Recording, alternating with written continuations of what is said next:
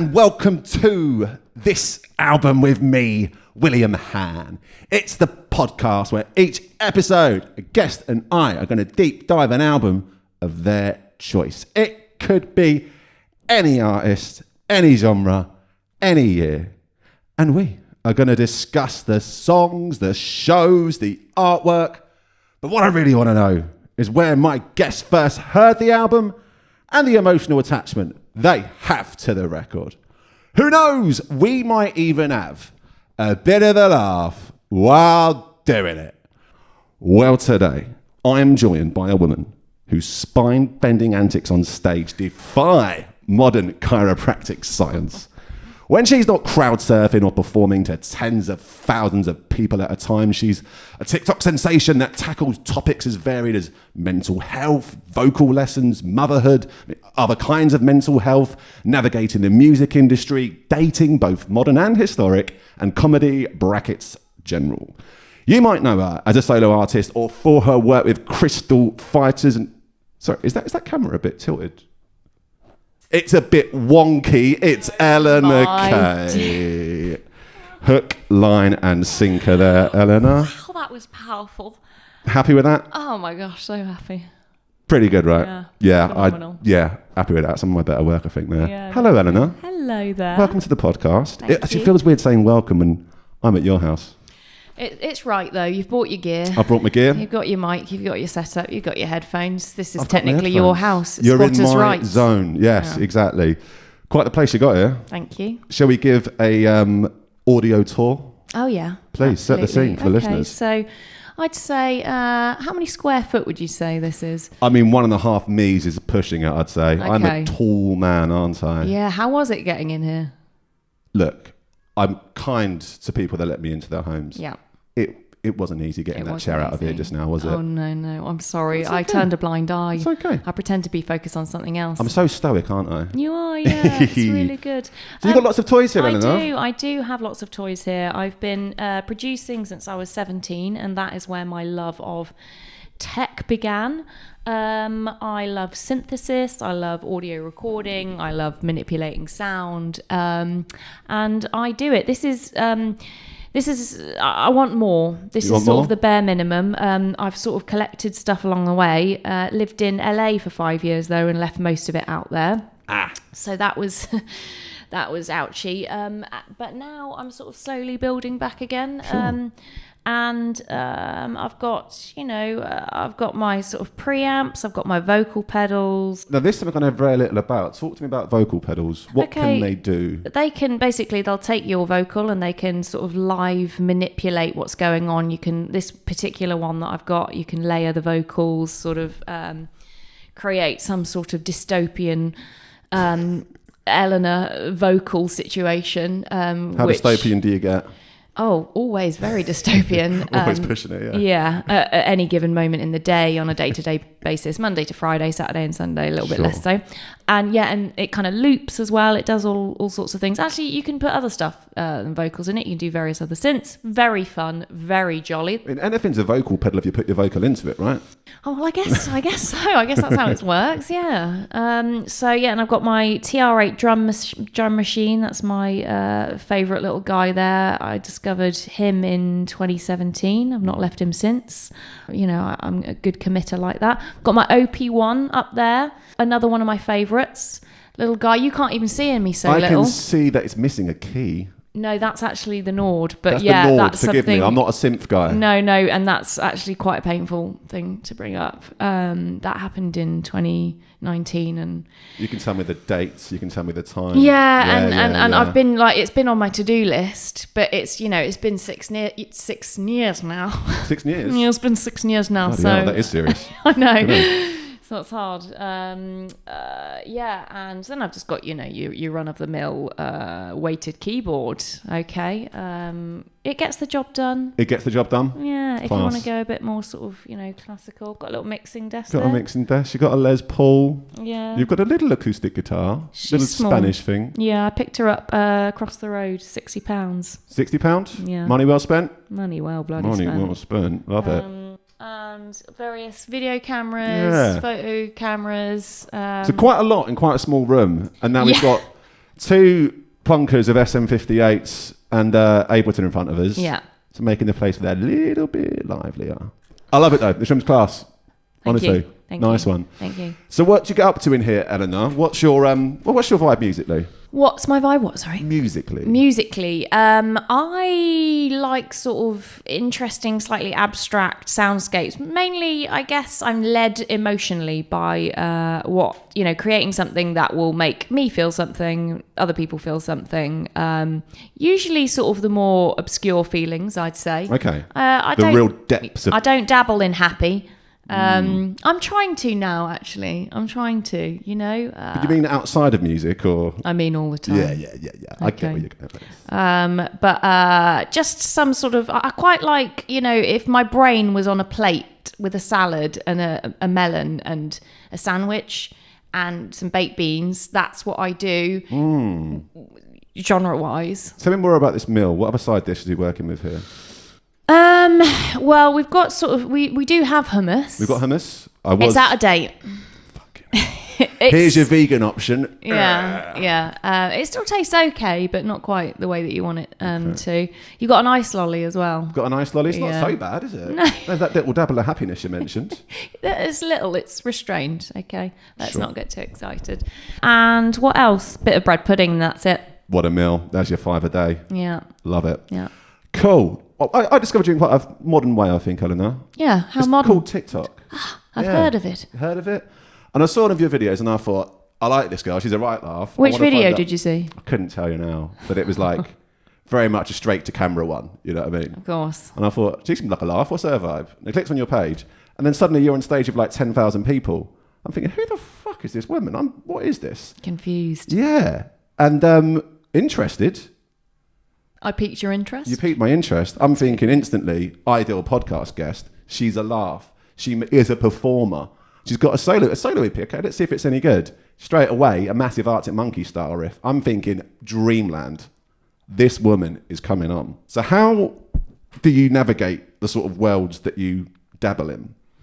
How do I navigate it? What takes precedent, I guess? What's most important? Performance and creating music, always. I've done that just from so young, and I moved out when I was 14 years old, because my parents lived in Telford, Shropshire. Not a place I know much about, Eleanor. You don't need to know any more than that. And so I was like, you know what, Mum? I've got to move out. My career's not going anywhere here. She was like, what was you doing? What do you mean? What was I doing? Your career, musically? Well, I was at school. I was 14, so... Most 14-year-olds don't have history. careers. I was doing history. Got it. But and then I was like, no, there was a place called Sylvia Young Theatre School. Yeah. And I was like, I'm going to get a place there. I'm going to go to the summer school, right? And I'm going to impress them. I'm going to show off so fucking much that they're going to give me a little spot, yeah? And it fucking happened.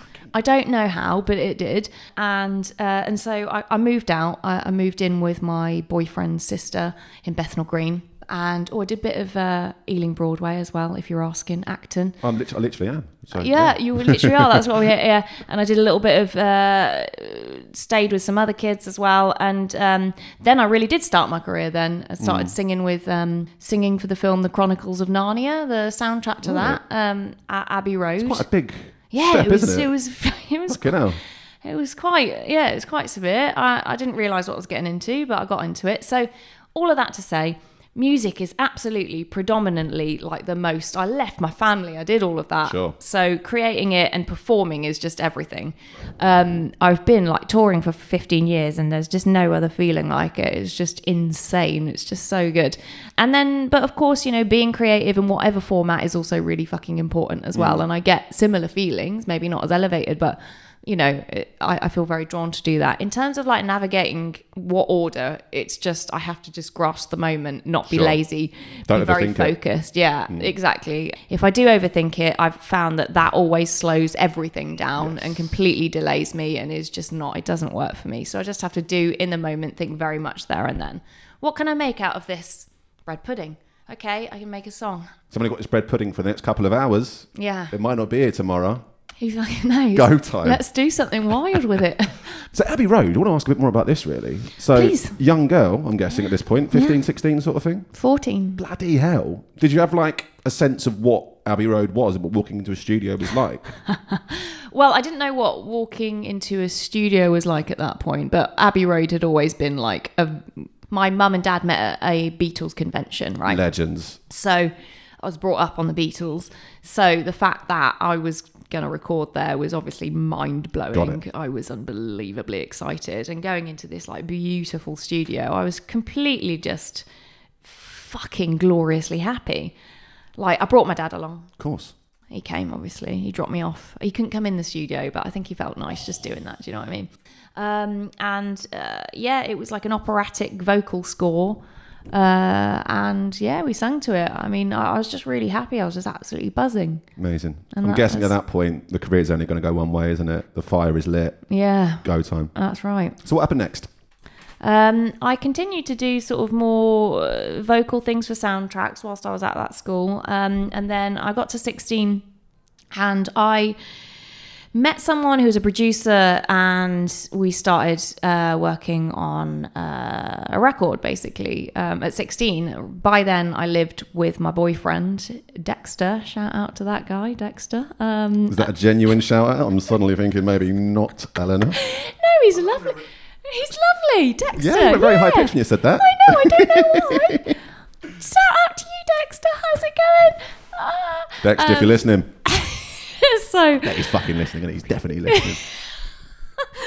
So then we got a little apartment in Kingston upon Thames in this little like cracky den situation. There were frogs in the house. Jesus. It was a communal bathroom with no bath, obviously, just a shower.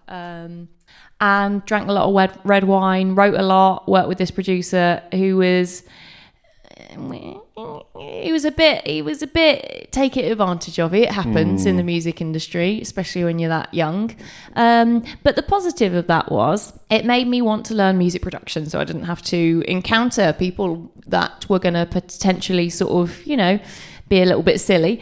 And so then I went to a music technology course in Oxfordshire, just a brief dip there, and learned how to produce, basically. Amazing. Then I went and started a degree at the Academy of Contemporary Music, and then I went on tour with Crystal Fighters, and here we are. That's just been happening. I started touring when I was like 18, 19. And that's the life now. Mm-hmm. I was going to ask you about the music production side of it, because it is an industry absolutely dominated by men.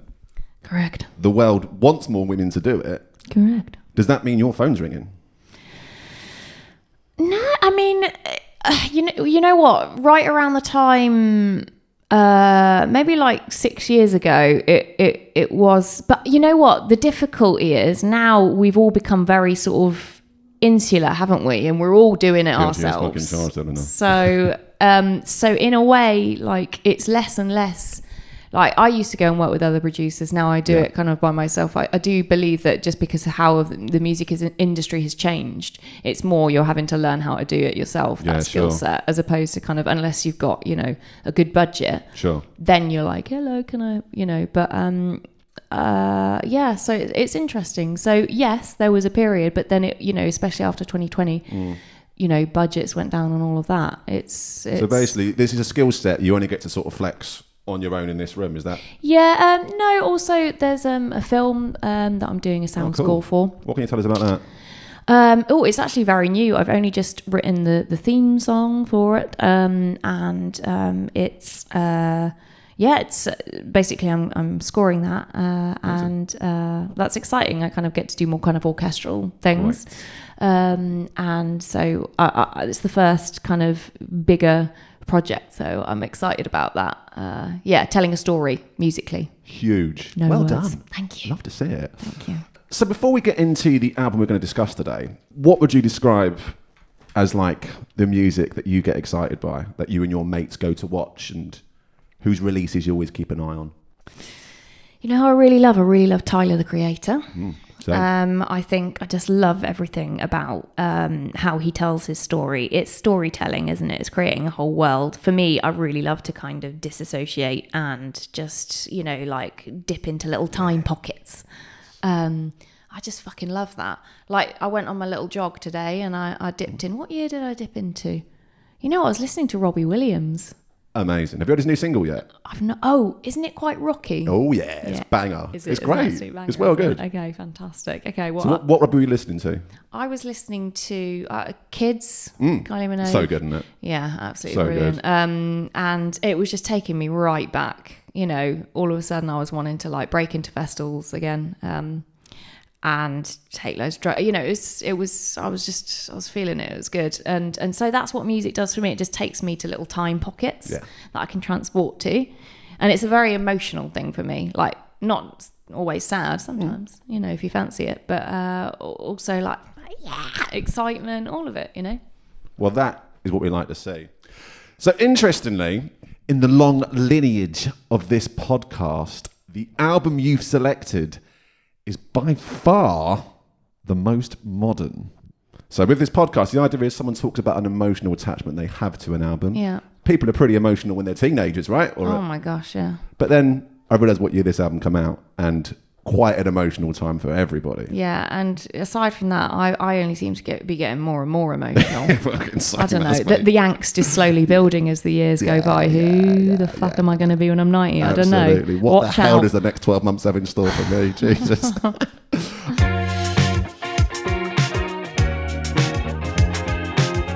Okay, we've alluded to it a little bit. Why don't you tell us which album we are discussing today, Eleanor? Phoebe Bridgers. Punisher. Thank you very much indeed. That is the title, isn't it? You doubted yourself there. I know. You should not do that. You were on it. Well, I didn't want to get a if that's like the hardest question I ask you. Okay. Punisher was released in June 2020 in the midst of a global pandemic and was an instant success with critics and a whole generation of disillusioned Gen Zers around the world who found themselves isolated and unconnected. The album's cultural impact was immeasurable, and it went on to reach the top 10 of 2020 end-of-year lists in media outlets such as Clash, Consequence of Sound, Crack. There was even some media outlets that don't start with a C. There was The Guardian, GQ, The New York Times, Pitchfork, NME, Rolling Stone, NPR, Spin, and even Esquire placed it at the very top spot and declared it Album of the Year in 2020. And Phoebe is a flag bearer for music collaboration and has formed not one, not two, not four, but 3 supergroups, most notably Boy Genius with Lucy Dacus and Julian Baker. She's also worked with all of the biggest names in modern music, such as Taylor Swift, The Killers, SZA, Shame, Kid Cudi, The National, and the 1975. Whoa. She has squeezed quite a lot into what is a relatively short career, right? Bloody hell, I didn't know all of that. I didn't know what I was getting into when I chose this album. Well, look, the great thing is that's the clinical side of it done. Now it's pure emotion. Thank God. So we sort of touched on it. 2020. How much is this album shrouded in lockdown and COVID in 2020? Or does it have a second life outside of it? Strangely, it sounds familiar now you're saying it, you know. But I was more in my own sort of world. I mean, I always am, really. Welcome to the podcast. Yeah, I mean, that's sort of how I cope throughout life, basically. I just go into my own little disassociative spot of fun. And so I guess I use this as that in a way. And also, not to mention, I'd just been living in LA at that point, and I'd come back for sort of Christmas time, and I'd sort of lingered around, and I ended up sort of getting stuck in England, basically. During lockdown? Yeah. Right, and so like all of my stuff was in LA, as I said, all of my synths. It wasn't just the whole world shutting down for me. It was also an entirely new life, like a completely new life from scratch. Like everything I owned was over there, or everything I'd built over there, all of a sudden wasn't there anymore. So it was so otherworldly, like a total switch. That's what I think about as opposed to lockdown. Yeah. So going back to the LA side of things then, what was it that brought you there? I mean, obviously, there's quite a few things that bring people to LA, but what was... You know what? There's a producer called Alex the Kid. He worked with Rihanna. He did Aeroplanes in the Night Sky, Let's Do This Die. What's the name? Bob. Is it Bob? Something Bob, yeah, Hayley exactly, Williams. yeah. And the reason I know that is because the Tyler Creator song where he talks about I can't really quote him, but he says very horrible things about that song. Okay, and the people involved. Well, speaking of that, so one of the people who was involved with that, he'd heard one of the songs that I'd released under my project Kaiki, which is a collection of letters I'd put together as a sort of pseudonym at that point. He'd seen that. That had blown up a bit, and he was like, can you come out to LA? He worked with Imagine Dragons as well, although I don't know what he does these days, actually. Big sounding band, must be a good producer. Yeah, I guess so. I went and flew out for that reason. And then I fell in love with it. And because I was sort of living on tour anyway, I didn't really feel like I had any digs anywhere. Sure. So I was like, fuck, I want to live here. I obviously found romance fairly early Inevitable. on. It's going to be inevitable. Have you seen these eyebrows? And that kind of motivated me further. But I'd always wanted to kind of be in this spot anyway. And I always wanted to like live in a different city every year and then write from it. So this just felt like quite natural in a way. That's what brought me there. And then I was it was very creative space. Because everyone was kind of out there. It was an exciting energy. Everyone was trying to hustle and everyone was trying to make stuff. So, I just felt really drawn because I was living in Bournemouth briefly then. And so that felt like a far cry from Bournemouth. Pretty different. Different. It's funny you say that because literally, for the listeners, I was in Bournemouth today and I went for a little run on the beach. Very little run. How little?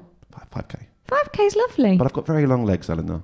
I never said anything about. I said it was good. I'm a long runner normally, but anyway, I literally said to someone, "It feels like we're in LA, doesn't it? It feels like we're on Venice Beach right now. Really sunny day." People do say it's the LA of England. That's actually a phrase. What's the English River area, is it not? Well, exactly. So it's got a lot going for it, Bournemouth. I don't know. Why did I even go to LA? I don't know. Yeah, exactly. So whereabouts in LA was you? I like LA. Koreatown. I started off there. Okay. That was good. Then I shimmied on over to Glendale near Pasadena. Yeah. And that was more sort of like people were walking their dogs, walking their children. Yeah. That felt like quite, nice. It was beautiful. I had a motorbike there. Did you? Yeah, I used to ride up into we lived you proper LA, didn't you? If you're going to do it, like if you go to Bournemouth, you're going to run on the beach and say it's like being on Venice Beach. Exactly.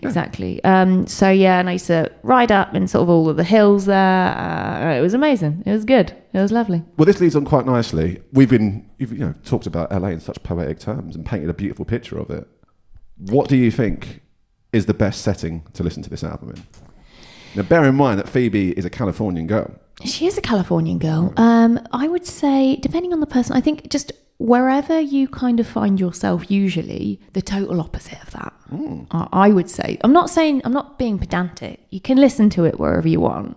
I won't force you, but it's a mere suggestion.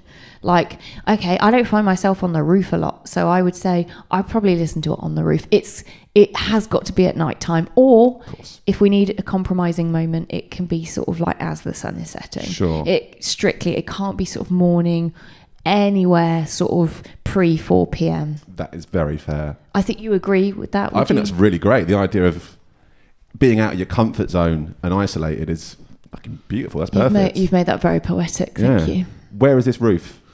Paint a picture. Okay, I'm going to go to a particular memory. I'm just going to lock in. Will you lock in with me? Okay. I'm ready. Okay. San Diego. Okay. It's October. The sun has already set. You're on the rooftop. What's it like in October? Is it a bit nippy? It's not. No, I mean, we're English. Yes. Ask a Californian. Yes. Freezing. Here, no, it's balmy. We're wearing our bikinis, of course, and we've got a packet of crisps. So when you say October, it's still hot October. Still fucking hot, yeah. So you're on the roof. You've got a blanket. It's not really for warmth. Don't really need it. But no, it's more aesthetic and comfort purposes. You're drinking red wine, okay. And don't worry if it makes you feel a bit sick. Red wine, you can have sort of gin if you'd like gin as well. Yeah, but again, it's just those two. No, it's just two groups. Yeah. So you are the stars are out. It's not a cloudy night. It's not cloudy. There's a kind of like smell of wartime in the air. The smell of what, sorry? Wartime. Smell of wartime? No. I asked the question. If I can't handle the answer, that's on me. Please keep going, Eleanor. You're doing such a great job here. Right. Now, what does wartime smell like? Well, it may surprise you. I'm not as old as I look. I haven't lived through wartime. How would you describe the smell of wartime? I think probably urine, lots of cigarettes. Yes, okay. Lots of cigarettes. Now we're kicking. Ash. I'm thinking remnants of fire. That means smoke. Yes, right? yeah. But someone's tried to cover it up with some pine smelling scents. Sure. Okay. Yes. Yes. Are you with me? Barely, but go on. Okay. So, no, okay. So what wartime means to me, I like your version of wartime, but it's Everyone's more... got a favourite version of wartime, right? Fucking hell, Eleanor. There's a kind of it's a peaceful moment during that time. Right, a peaceful moment in a moment of chaos. Exactly. Okay, now we're getting somewhere. Okay, there we go. I think that's what that sort of. It's good to understand myself, and I'm glad I do understand myself honestly, in these moments. Happy to help. Podcasting is cheaper than therapy. Yeah. So there's a lot of disdain going on, but there's also some positives and sort of moodiness and some depth and some strong emotion. Okay, yes. But we're it's the nice part of wartime that is in the air. Okay. So does that feel clearer now? It's a lot clearer. Good. One thing you've not mentioned, which I think is very important. Who are you with? I was on my own. Exactly the right answer. It's a solitary album, isn't it? Because they're banging on about escape and rationing and and Steve. There's fucking always a Steve. Yeah. Dexter, if you're listening. Shout out Dexter. Hi. Okay, and I think with Phoebe, I always ask what makes this artist stand out to their contemporaries, but Phoebe just works with them all. That's annoying, isn't it? Well, it isn't. It isn't. You're getting content, right? Oh, that's But true. if somebody doesn't ask what you about, really, as obviously you've mentioned about music production and your own creativity, how important is musical collaboration to you? Me doing the collaboration personally? Yeah, you know what? I have a tendency to really isolate myself. And so actually it's very important to collaborate. It really is. I think initially I was quite shy in doing so. I don't believe it. I know. But it really takes a certain vulnerability to be creative, doesn't it? A sort of 7-year-old's mindset in a way. And so that took me a moment. But I do think it can just, when you mash together sort of creative ideas, it's brilliant, isn't it? It really adds. Otherwise you can get really insular, which has its value too, but and kind of go down one note, and someone else can bring you out of that note, and it can just be a palate cleanser. Sure. Lovely sort of. Lovely. What? Sorry. Very good. Thank you. Thank you. So, what do you make of Phoebe's other projects? You a big fan of Boy Genius? I respect it. You respect it? I've listened to it. You've listened to it over 4 times. The big 4. Yeah, and I can, I think it's musically really great. It just my heart doesn't ring out to that as much for whatever reason. That's It's funny you say that. The way you describe this is basically how I've always described Phoebe's music. Okay. I've always respected her. I know she's great at what she does, and I should probably say this is the first time I've listened to her music properly, given it some time. Yeah. Leaned in a little bit, got past the sort of sparkly, twinkly little intro song where not much happens for 60 seconds. Yeah. Turns out there's a whole album after that. Oh, that's right. So, Ellen, I've gotten quite a bit out of this album. Oh, yeah, I'm so glad. Thank you. You're welcome. Yeah. Therapy, 2 ways. Goes both ways. So with that in mind, the reason I think this is I'm not Phoebe's target audience, right? I am a straight white man. I am nearly 40. What? That can't be. Thank you very much, yeah. You are glowing. Thank you. I feel it's been a very difficult couple of days, as we were discussing. But do you want a Capri Sun? Oh, that is a great segue to a Capri Sun, actually. Thank you for... It's twist and flip. Now, I'm not a twister or a flipper. It's my debut Capri Sun. I'm holding a microphone. Should I leave it to the expert here quickly? Okay, I've not dealt with this for... Yeah, okay. All right, yeah, we're going to come out. Which one is it? I've not tried this one. And that is exactly why. I don't mind when you do it at your house. I'm not doing it as the guest. I'm glad we got that on the camera. Okay, now. Do you want it? I've gone off it a bit now, Eleanor. I'm joking if it. Careful over the Whoa. I'm going to twist and flip again. What does it mean, flip? I think just twist. Oh yeah, once it's twisted up. Fucking hell. I I think this is a good time to bring up the issue that Capri Sun Cherry's facing. Capri Sun, we have absolutely mullered any chance of some sponsored content with Capri Sun going forward, haven't we? Some good numbers there, aren't there? Wow. Do you need to get up and get a towel? Honestly, it's my house. Your house? I can Your fucking beanbag. There you go. I mean, I'm sure there's music studios with beanbags that have been covered in far, far worse than a bit of extra Eleanor Capri Sun juice. Exactly. You know what I mean? Do you know what I mean? This is fine. I'm going to take one last sip. Let's see what happens here. Anything can happen. Careful. Very good. That is my sugar levels more than sorted for the next 48 hours. What were we saying? Yeah. So Phoebe's like, how would you describe the average Phoebe Bridgers fan? I think got to have a good bit of humour.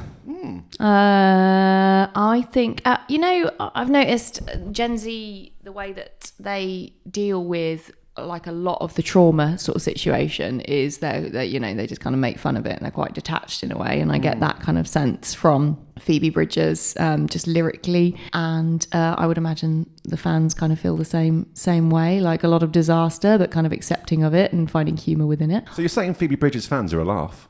I think they fucking are, don't you? Do you know what? I wouldn't have thought this. I'm the expert. I'm not the expert. This is good I'm not, to know. Well, I'm not. I mean, I'm an expert-ish on music tech, but not on just sort of general human beings. I just That's a big ask. Yeah, I get that. I guess lyrics like the skinhead. He's gone missing. That kind of. I've maybe just butchered that lyrical phrasing there, but I think most emotional people do have a good sense of humour, though, don't they? Well, if you don't get bloody far, do you? No, exactly. So that's where I think simultaneously, emotional, in a bit of pain, going through something, and a bit of a laugh. Having a bit of a fucking laugh about it. Yeah. You mentioned a lyric there. There was another lyric that caught my attention. I listened to the album probably about 4 times, I reckon, 5 times maybe, and listened to it on the way over today. And there was a lyric that says, "If I could give you the moon, yes, I would give you the moon." How much would you not want the moon as a gift? It's problematic, isn't it? Imagine the admin. I mean, well, yeah, okay. I was taking it in quite a literal sense. No, as am I. You are as well, yeah. Okay. I mean, ownership of the moon is that where did you fucking put that? We've mentioned this room is big enough for 1.5 me's at a push. How did she get the rights to the moon? Who the fuck does she think she is? Do you know what I mean? Just giving away the moon. On, Phoebe. Left, right, and Grammy centre. wins, top 10 albums. You can't give the fucking moon away. No, you can't. These Gen Z. This Yeah. makes me sick. And no, but just no one wants the moon. That phrase is kind of almost inferred in life. Sure. That's not the first time I've heard of it. Yeah, sure. Who wants I don't want the moon. But if I could give it to you, I don't want your fucking moon. Have you ever craved the moon? I've never craved the moon. I don't crave it either. I mean, I've got addictive tendencies. There's plenty of But things this that do is call too me. far. This Capri is much Suns, too far. ginger tea, but I don't want the fucking moon. It's too far. Calm down, Phoebe. How important has the sort of the fashion and the imagery of what Phoebe does been to you and your enjoyment? You know what? It's not really been important to me. The fashion side of it, to be honest. You never dressed as a skeleton, then, no? Well, okay. When you put it like that, okay. When I associate the word fashion with kind of chicness, but what I guess in a way to the fact that she's wearing the skeleton costume as a slightly somewhat neurodivergent person, the consistency is fantastic. I know what I'm getting. I understand. I'm a girl who I'll have like a top that I'll wear for like all of a month. Like it will be a theme of that month. This is day 18 then, yeah? Yeah. It's a good job that, this is just audio and visual. I'll wear something to death. I'll listen to something to death. I'll eat something to death and then I'll change it, Yeah. And so this was like, great, she's found her outfit. It's a Steve Jobs sort of situation. He always wore his, and I like that. And she was wearing it on stage, consistent. I like that. And also I like that it wasn't, when you say the word fashion, I think of like, you can't see this, but I'm now going to do a look. You can hear that I'm being fashion, can you? The shoulder is dropped. Yeah. And, if you were a baby, I'd be worried about you putting faces like that. But I guess then I'm even more worried, really. But there's things going on. There's things going on. Okay, but so what I'm saying is I kind of associate that with it. And so the fact that was the antithesis of that to me felt nice. I like that. Good stuff.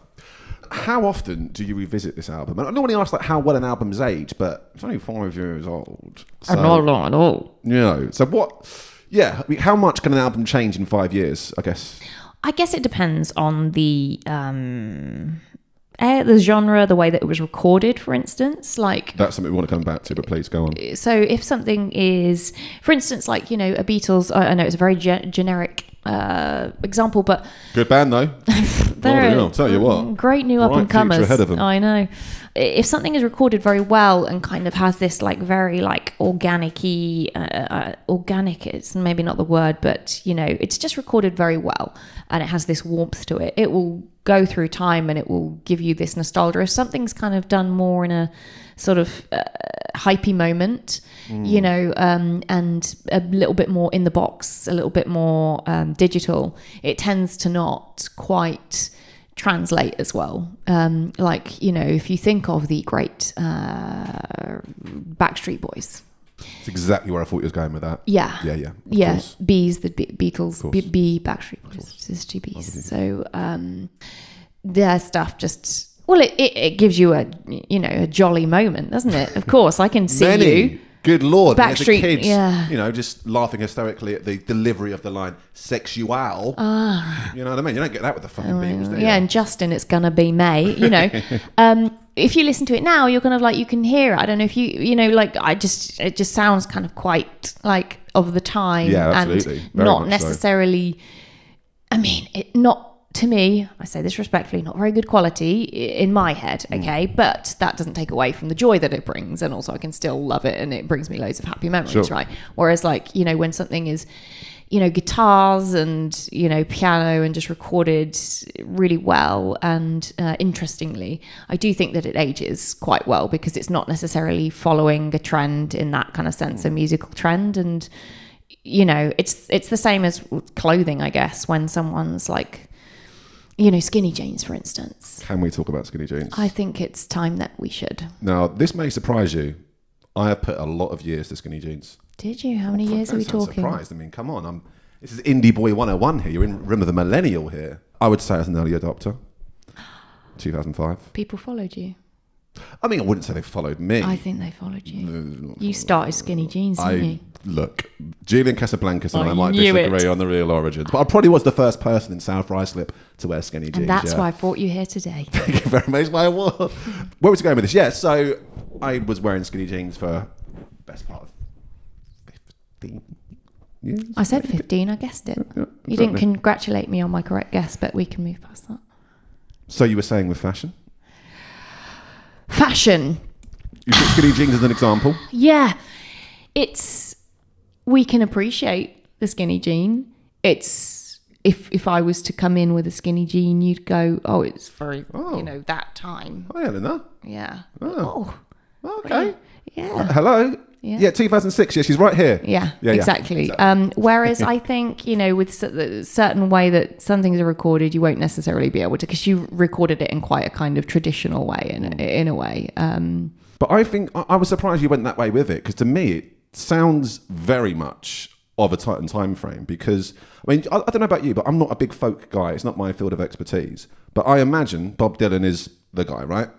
And a friend of mine described the sort of music he likes recently as sounding as though it was lived in and it was like captured a moment. Now, one of the first episodes of the podcast I did was Another Side of Bob Dylan. It was recorded in 4 hours. Yeah.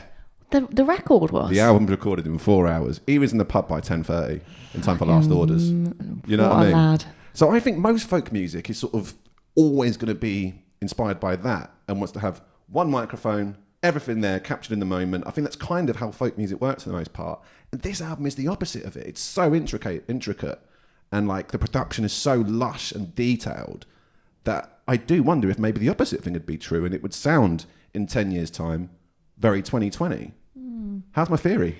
It's a really good theory. Like yeah, and absolutely. And I'm very open to it for sure. And, you know, in a way, it is all kind of subjective, isn't it? I guess I kind of see it as a wall of sound, which I'm quite drawn to, you know, the Pink Floyds of the world and, you know, particular Beatles records, you know, the more kind of embellished in it when you listen to it each time and you notice something different. You notice a little voice going, hello, you know, a bit of feedback in the mix. Yeah, you know, I really enjoy that because, as I said, I listen to things to death. I do things to death. So if I can kind of get something new out of it each time, that's really great. And so the wall of sound thing, yeah, I mean, your theory is absolutely correct. Good theory, it's right? kind of, it's both and in a way. It really is. Here's a thought. Have you ever cried listening to this album? I've cried listening to pretty much everything. I'm pretty sure, yeah. Music's an all immersive experience for me. It's like a brain cleanser, really is. It's very powerful. So I would imagine that's, I definitely have. There it is. Yeah. What was just triggered there?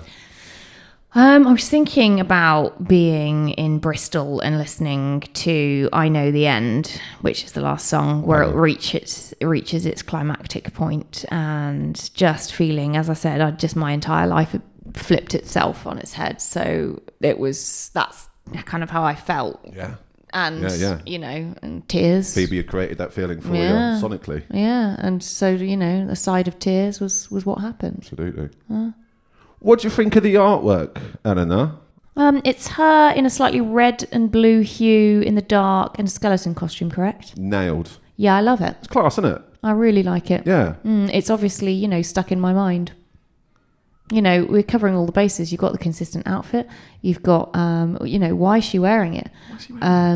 Is it Halloween? Well, you've got a song on there called Halloween. I've read in some interviews it's your favourite holiday. Okay. Is that what are you symbolising? Is there something else? I love the colours, red and blue. Oh, we're in the nighttime, are we? Yeah, that's right. I like an artwork that makes you ask questions. They're not giving it to you. No. They're making you think more about it. Yeah. What are you really trying to say? Yeah. Love it. How does this album compare to her other albums?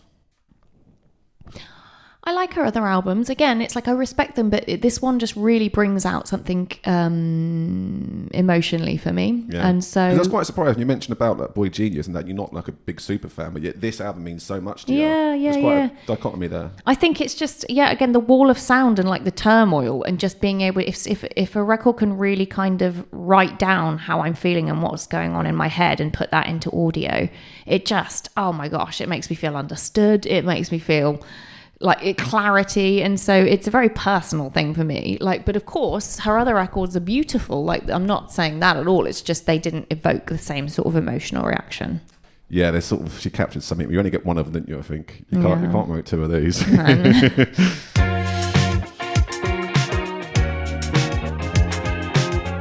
going to ask you a horrible question. Please. What's the worst bit of the album? What's the worst bit? Come on, the worst bit of the album. I wrote it down because I'm really bad at name association. Quite all right. Of the... Chinese Satellite. Ooh, track's fired. Track's fired? Shots fired. Shots fired. And the track is fired. You're off. We're talking Chinese in a sort Satellite. of HR sense. HR mean. Chinese Satellite, we need a quick meeting, 8 a.m. on Teams. You're thinking, fucking hell, this can't be good. It's too happy for me. It's hopeful. That's not what you've come to this album for, is it? I'm not here for that. You got their bit of that, Phoebe. Good for you, mate. What about me? I'm on the roof and I'm smelling wartime. There's no time for this. You're not working, mate. So, but again, I say that respectfully. It's still lovely, isn't it? Sure. Very soothing. Oh, God, I'm feeling soothed just thinking about it. Yeah, but I don't need soothing right now. I'm on the roof. I'm on the roof. It's like massages, you can appreciate them, they're nice. You don't need them like as soon as you've woken up or after you've been to the cinema. Exactly. You know? All right, then. What's the best bit of the album? Doesn't be the best song. Best bit of the album. I really like the intro the aforementioned intro that you were like 60 seconds of. Well, no, I mean, it is great. It is great. It's setting the scene. Exactly, what are you doing? exactly, I like Eleanor. the title. This is a nice title. Title's Where are you amazing. going, Phoebe? Will you take me there? It's leaning into the themes that it sort of brings later at the end. Okay, it's a motif in a way. Is this, it's just like a sexy, cool musical. I'm shimmying for anyone who can't see that. Well, that's not the best bit. I do like that you got me hooked. I wanted that to turn into a song. Okay, it did go into another song, but not I wanted that one. But there's a full 3 minutes to be had here somewhere, so you could just write a bloody verse. Yeah, but I think she knew what she was doing. Exactly. She was reeling me in, Exactly. and I was waiting for it. And to be fair, the last song, I know the end, just huge climax. Massive. It just sounds like an emotional massacre, and I'm here for it. Like, what is going on? Have you seen the music video? She's making out with an old lady. Is she? Yeah. In a stadium. We've all wanted to, but like... Have we done Phoebe's it? No, done it. she's done it. And that's why she is a pin-up for most. There you go. Back to the DVD menu. It was, even just looking at the title, DVD menu, it sort of, I was just snapped back to like waking up at like 3:30 in the morning, Anchorman DVD menu on or something called like Dodgeball. I love that memory. There's something so odd about it, isn't there? Waking up at like a horrible time of night and seeing something so jolly Yeah. that you've fallen asleep watching. It's like Will Ferrell fucking about going like that. Yeah, and you realise it's the same loop. Like, fucking hell, Jesus Christ, what is going on here? Your brain's been listening to the same loop, like subconsciously. I don't have a TV in my room anymore. Do you? No, I don't know. Do you think that? I don't feel like people do. They just keep it strictly living room activity. We've got little TVs now, haven't we? That we put in our pockets. Yeah. Little TVs. And that's why it's happening. But no, because I don't know about you. I mean, I watch a lot of trash TV. Trash TV. Yeah. I used to be so sophisticated in my TV choices, watching the best stuff that HBO could throw my way. Fucking documentaries about Helsinki, any shit. I was so sophisticated. I discovered something called Below Deck. Captain. What's his name? Lee. Lee, I'm so sorry, Captain Lee. I didn't He's mean not to dead, forget. don't worry. Okay. I know, but even it's Yeah, blasphemy at this point. I'm The aware, fact that I I'm can aware remember. Yes, exactly. That was a 2020 thing for you, wasn't it? Good question, was it? Yeah, well, most people listen to Phoebe Bridgers. I was watching Below Deck. but basically, yeah. So the wife and I watched about an hour and a half of that of an evening, and we'd sort of go, would be bloody nice to watch another episode in bed, wouldn't it? And we don't do it. We're depriving ourselves of something that could bring us joy. Wow, you were firm with yourself, and you said no. I will not. Well, what I was getting to is that living in London, my flat is quite small, Eleanor. There's not really room for a TV. So that's where we're at, basically. We're looking to move. We're on the case. TV purchase very early on in the move. Are you going to put the TV in the room then at the end? I'm going to put the TV in the room. I'm going to put a DVD player in there just so I can recapture that feeling of falling asleep watching a Will Ferrell film of some type. Yeah. Wake up at 3 in the morning and go... Sort of Bridget was thinking about, wouldn't she? Yeah. Okay, can we talk about Kyoto? Let's. Go on. What do you make of it? I believe that song is her alcoholic father wrote her. He tried to get it sober and was written her a letter, kind of, when you have to take accountability and do all of that, and that was a snapshot in time. She was in Kyoto at the time, and so was kind of setting the scene for the listener. Big chorus, isn't it? Yeah. Bloody hell. Yeah. Whew. I don't forgive you. Yeah. It's powerful, isn't it? I think so. And it's got jolly undertones. I mean, chord structure wise, Yes. and it's quite palatable, isn't it? I think. production wise, Yeah, but it's exactly. obviously quite a very sore topic. Yeah, because I think more than anything else on the album, it's like a bit of a radio hit, isn't it? I think you can definitely. Oh, absolutely. I think it did pretty well as well. I think so. I never really. My favourite ones are never the ones that do really well, and I don't know what that means for me, like success wise. But any other songs you'd like to touch on that we've not mentioned yet? You mentioned Halloween. We've mentioned Skeletons. So yeah, thoughts on Halloween as a song? Halloween, really lovely as well. Again, she's really good at setting the scene, isn't she? You just go to, lyrically you're captured. I believe like you can tend to be either someone when you listen to music who's listening to the kind of music and kind of ignoring the lyrics, or you're very focused on the lyrics. Which one are you? I am more of a music guy, in honesty. I'm exactly I the same. realise what I really like in a song is when a bass line just goes banger. Just go banger. So anything else that happens around that, if it's got about a 120 BPM and someone's just hitting the bass really hard, pretty much all I need to. Okay, yeah, and it doesn't like. Anything that happens around that is a bonus, but There are some songs I've been listening to for literally years, and I don't know the lyrics. I'm going like, "You my salvaget, you my you know, lately, how was I? Comes lost and grow." that's a really good job. That. Yeah. So, and then I realised, and the fact that her lyrics captured me meant something to me because I was like, hang on, I don't ever listen to the lyrics. What is going on here? You must be really delivering a message very well. And I related, you know, do you want the moon? Here's the moon. Apparently that's all I needed my whole life. The bloody moon. The moon, yeah. So I just, you know, she really sets the scene. Garden Song is really lovely as Another well. banger. Another, again, it's like a brain cleanser. It just like, you know, like ASMR. Oh, yeah. Like it's that in a way for me. Like I'll just like, you know. What is it about that feels so ASMR? Is it her vocal delivery? Is it the guitars? No, it's the guitars. It's the production, I think. It's exactly. and the choice of instrumentations and chords and just the various it kind of coming surging in and out like some of the music Wavy. production. I don't tend to like stuff that's just quite consistent throughout. The opposite of me and my baseline theory then. Yeah. I didn't want to say it. Yeah, exactly. And that's okay. We can have different, you know. That's okay. The wavy thing actually makes a lot of sense. I listened to it today and like I couldn't work out how many guitars there were in the intro. How I like it. Yeah, exactly. How many It kept guitars me are you? guessing. It's the questions again, isn't it? Yeah. Hey Phoebe, how many guitars you got on there, mate? You know what I mean? It's good. Yeah. Okay. Is there anything we've not covered here, Eleanor, that you'd like to mention? Any memories attached to it, maybe, or anything I've not asked that you've got like something you'd like to discuss regarding the album? I feel like we've covered, you know, we've The human condition. yeah, a little bit. I don't think I can I don't possibly really want to say reveal anymore. anymore. It's the first time we've met. Fucking hell, mate.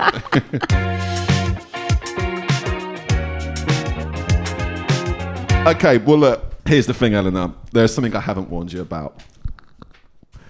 And I don't know, I'm keen to see how we get on here. But I've got a quiz for us. Oh, a quiz. I've got a quiz. I like quizzes. It had a title. I've lost the title now. Oh, that was it. It's Bridges, Phoebe and Phoebes. That is aptly titled. Let's find out. I've given this way more time than it deserves, so I really hope you can play along and yes and me a bit. They here. they said you weren't a lyrics man. They said I've it. got my moments, don't But I? look at this. Watch this. So, Okay, hang on. question Let me just try and look sexy in this beanbag. 1 second. Okay. Is that what happens at quizzes? Yeah. Everyone goes, extra points for having pulled the sexiest pose here. Great job, I by the thought way. that's what quizzes are about. I mean, I've let's been find misled. out. Okay. On track 2 of Punisher, Garden Song, Phoebe sings, "See our reflection in the water off a bridge at the Huntington."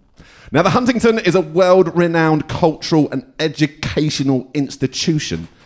But how much does it cost for the Wang Man Sheng Without Us exhibition, currently on show at that institution? How much does it cost to do what? I can redo the question again. Because I put quite a lot of time into this. We're going to repeat it. On track 2 of Punisher, Garden Song, Phoebe sings, "See our reflection in the water off a bridge at the Huntington." And the Huntington, as we all know, is a world-renowned cultural and educational institution. And currently, Wang Han Sheng has an exhibition on there called Without Us. But how much does a ticket for that exhibition cost, Eleanor? £12.50 per person. Incorrect. It is $22 USD, but half price for members. Fantastic. I like a Question deal. 2. On the same track, Garden Song, Phoebe hopped a fence. But at what age did she claim to do this fence hopping? It's a lyric-based one. She mentions it in the song, Eleanor. Oh, no, but you know I'm a music... What was you just saying about Phoebe's lyrics? I know, Suddenly but it's I've come never back even... to bite you on the arse, But this feels mate. like news to me, hearing her reference an age. Okay, 12. She was 17. Damn it, it feels familiar now you've answered the That's 'cause question. it's in the song. Damn it. Fucking hell. Question 3. On track 3 of the album, Phoebe sings that the band took a speed train, went to the arcade. But how long does that speed train take between Kyoto and Tokyo? I've done this. You've done this. I've got no He recollection. sings about it. 3 hours. 3.5 hours. The train takes 2 hours. Fuck. In the same song, Phoebe sings about being called from a payphone. Yeah. But how much a minute does it cost to receive $1. a call? It costs $1 a minute. There it is. Excuse me. It's the bloody Capri Sun. In the title track, Punisher, when does Phoebe go to the store for nothing?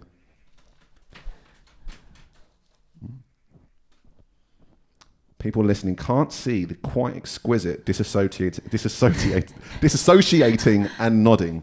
Hang on. What's the song title again? That's not for me to say. Say the lyric again. No, is it Kyoto? I think it's Kyoto. In the same songs, it must be Kyoto, yeah. In the same song, Phoebe sings about being called from a payphone. Yeah, it's Kyoto, of course it is. No, sorry, it's the wrong one. Sorry. Yeah, Let's try again. yeah. Question 5. In the title track, Punisher. When does Phoebe go to the store for nothing? When the speed kicks When the speed kicks in, Eleanor, that's when we go to the store and do nothing. A bit charged up, not quite sure what to do with ourselves. Am I buying some Wheatos? Buying I anything. don't know. Oh, no, just buy something. Yeah. Question 6. Phoebe Bridgers has been known to regularly dress in a skeleton outfit. We touched on that earlier. We touched on it. But which of these is not a bone found on the human body? Take your mind out of the fucking gutter. Okay. Oh, God. A, is it hyoid? Is it B, the fabella? Is it C, the canero? C, the canero. Incorrect. Canero. A. Is it A? Oh, no, sorry, it's the one. Sorry, the wrong way, haven't I? C is correct. It's not found in the human body. Sorry. Yeah, I feel well and truly gaslit. Holy shit. I apologise really quickly for that. Okay, sorry. Yes, absolutely. Hyoid and fabella are in the human body. Canero is a species of parasitic freshwater catfish in the family of the Trichomyceteric, native to the Amazon basin. People come here for the bullshit. They also get the facts. Oh my God. Well done, you. Thank you very much. Like I say, way too much time and effort on this. Question 7. How many bridges does it take to build the Golden Gate Bridge? Now, bear in mind, I don't know if bridges is a real word, but let's just say someone that makes a bridge. It's Bridger. They're a bridger, That makes sense. So how many bridges did it take to build the Golden Gate Bridge? Was it A, 280? Was it B, 2,000? Or was it C, 1,800? Or was it D, just 12? But bloody hell did they work hard. Oh, I'm going to go 1,800. Well, I hope that could be right. I've not written the answer to that here, actually. So maybe it's 208. I can't remember. No, I think it was B, actually. I think it's B, 2,000 now I think about it. Okay. But I didn't write the answer down. Oh, my God. I'll take this really seriously, this quiz. This is mysterious and unfulfilling. Oh, I need to... You'll tell me the answer. We'll find out the answer. Fact check me, bloody hell. Okay, question 8. We've only got 2 more. I've got 3 more to go. Okay. You with me still? You still with me? I'm here. You're there? Look at me. Jacked up on You're a Capri bit Sun. too there for me. Fucking hell. The 2004 movie, The Punisher, see what I did here, starred Thomas Jane and John Travolta. But what was the tagline for this movie? Was it A, this is not revenge, this is punishment? Was it B, let the punishment begin? Was it C, I know the end? Or was it D, this tune's going to punish you, brackets Vicky B and Dane Bowers, out of your mind? A? I think so. I'm really not today. I don't know if this is how quizzes work. Aren't you meant to be the knower of You all? thought the quiz was about making a sexy pose a minute ago. All right, listen, neither of us are very well equipped to be doing this quiz. We are not qualified. This is not a responsibility that we should have, yeah. Well, let's get on with the next 2 questions then, fucking hell. Why is it we can have everything, but we still resent aspects of our lives? Oh.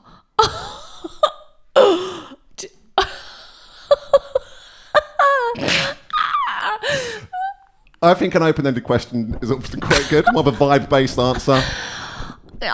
For the listeners, that's a line from one of the BBC. Oh my gosh. Yeah. Do you have an answer for that? I haven't really thought about it. Let's have a look. Why is it we can have everything, but we still... try again. Why is it we can have everything we want, but still resent aspects of our lives? I mean, I'm a content man. I've got a beautiful wife. I'm on the property ladder. I'm a working class guy. I've achieved things that I never would have dreamed of. I've got a dog that brings me unimaginable joy. But I still resent so many aspects of my Do life. you? Fucking hell. It's Phoebe really tapped into something, didn't she? Yeah. I think it's because we just want to keep exploring and learning and getting everything right. And if we felt too content, it's like my baby, right? She's not content just doing one thing. She needs to gouge my eye out. She needs to pull my hair. She needs to spill something over my keyboard. Yeah. She needs to. Do you know what? Because she's learning. She's like, I need more. I need more. I need to consume everything. I need everything. And she's got a great life, hasn't she? Obviously, like, come on, woman. Comfort. You've got food. Mashed potato. Mum and dad are here. They bloody love you. Yeah. And watch out, Peppa Pig. Why not? Get in yeah. But she's still not happy. And I think it's because, they want to learn, they develop and absorb. I want to keep absorbing. So I have everything. I feel very happy. I feel very content. But also, you've got to take the good with the smooth. And I just think that people want to just keep, developing and keep absorbing. Grade 8 piano, not enough. Let's go higher. Well, may I say, great question on the quiz you definitely weren't ready for. What a gear change I gave you. That was quite something.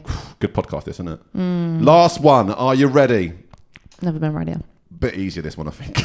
Is it? A bit less silly. Not sort of, okay, a great. bit less silly. Okay. More of a traditional quiz question, I'd say. Oh, okay. At time of recording, what is the most played Phoebe Bridgers song on Apple Music?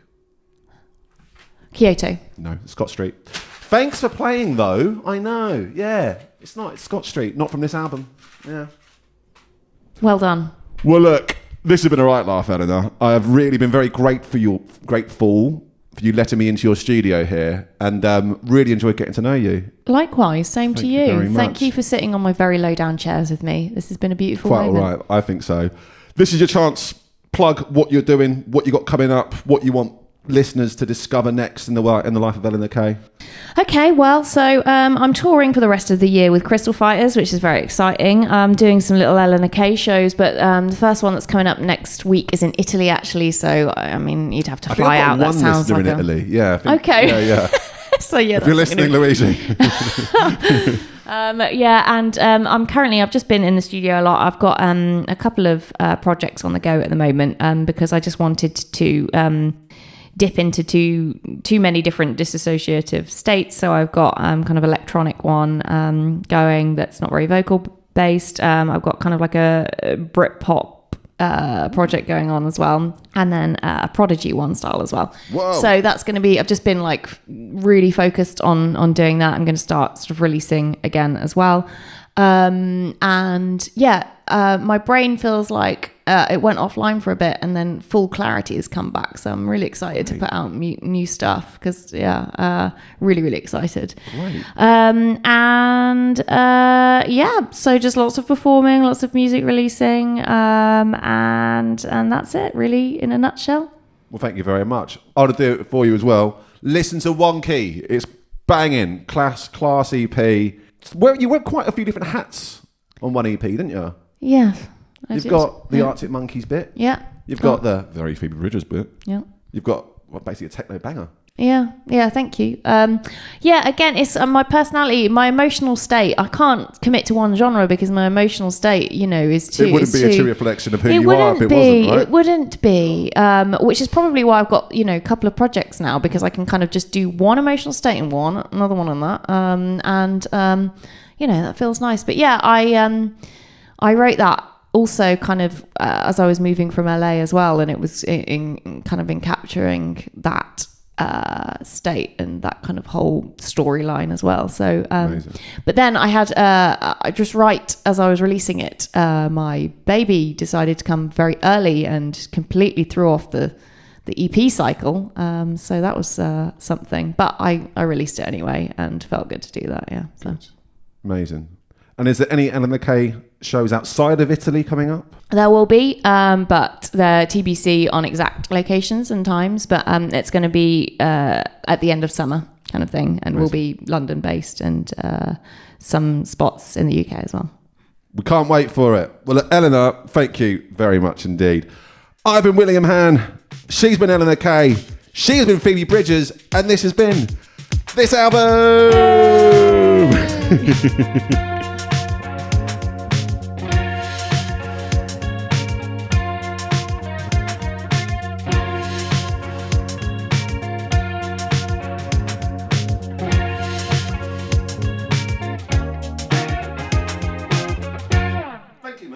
Thank you very much. Great. Yeah. You were fantastic. Oh, thanks so much.